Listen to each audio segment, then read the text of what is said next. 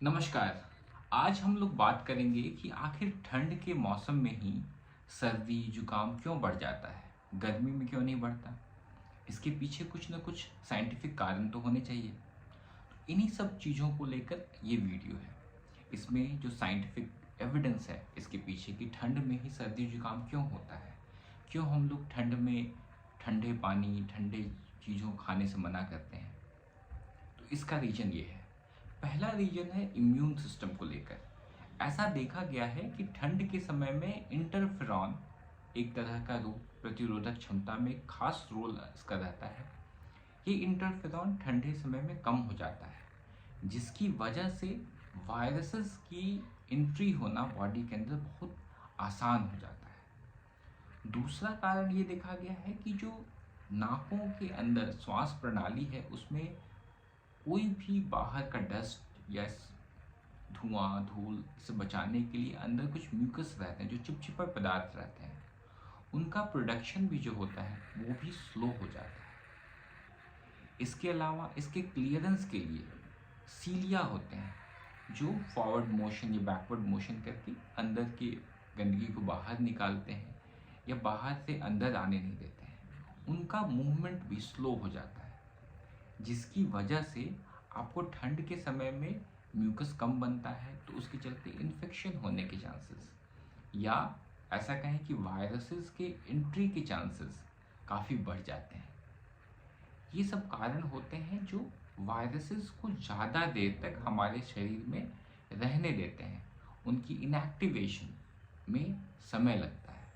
इसीलिए ठंड के समय में हमें सर्दी जुकाम ज़्यादा होता है। इसके अलावा कुछ और भी कारण हैं, जैसे कि ठंड के समय में दिन छोटा होता है, रात बड़ी होती है, तो उसकी वजह से भी हम लोग घर के अंदर ज़्यादा रहते हैं और हवाओं का सर्कुलेशन जो होता है वो भी कम हो जाता है, जिसकी वजह से इन्फेक्शन होने के चांसेस भी जो होते हैं वो भी बढ़ जाते हैं।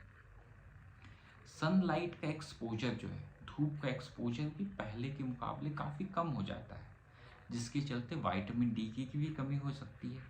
और विटामिन डी आपके इम्यून सिस्टम को मजबूत करने में काफ़ी अच्छा रोल निभाता है। वो भी एक कारण होता है जिसकी वजह से आपको ठंड में ये इन्फेक्शन ज़्यादा होते हैं, खासकर फेफड़े के इन्फेक्शंस, क्योंकि म्यूकस का बनना, इंटरफेरॉन का कम होना, सीलिया का मूवमेंट जो होता है वो सारे अफेक्टेड हो जाते हैं ठंड के चलते। इसी के चलते भी हम लोग ठंडा पानी पीने के लिए भी मना करते हैं। हल्का कभी भी सर्दी जुकाम होती है तो हम लोग कहते हैं गार्गलिंग कीजिए, भाफ लीजिए, जिससे म्यूकस जो होता है वो सॉफ्ट हो जाता है और उसे बाहर निकलने में आसानी होता है। ये सब चीज़ों का ध्यान रखना है। अगर आपको पहले से अस्थमा या लंग्स की फेफड़ों की बीमारी है, जिसमें धूल धुएं से एलर्जी की दिक्कत है, तो आपको इन बातों का ख्याल रखना होगा। मास्क लगाइए, जिससे बाहर के प्रदूषण से भी आप बचेंगे, क्योंकि प्रदूषण में भी सांसों की बीमारियां बढ़ जाती हैं।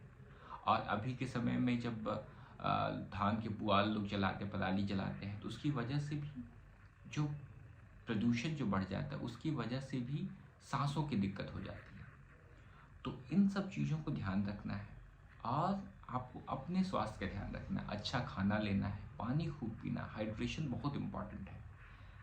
अच्छा, अपनी दवाइयाँ अगर सांस की बीमारी है तो जो उसकी दवाइयाँ इन्हेलर्स जो ले रहे हैं उसे कंटिन्यू लेते रहिए, उसे छोड़ना नहीं होता है। अपने स्वास्थ्य का ध्यान लें, पानी खूब पिएं, रेगुलर डाइट लें, हेल्दी डाइट लें, जो उसमें फ्रूट्स ज़्यादा होने चाहिए, हरी सब्जियां ज़्यादा होनी चाहिए, ताकि आपको इस बीमारी कम होगी। अगर सांस लेने में तकलीफ होता है, सीने में दर्द हो रहा है, तो तुरंत डॉक्टर को दिखाएं।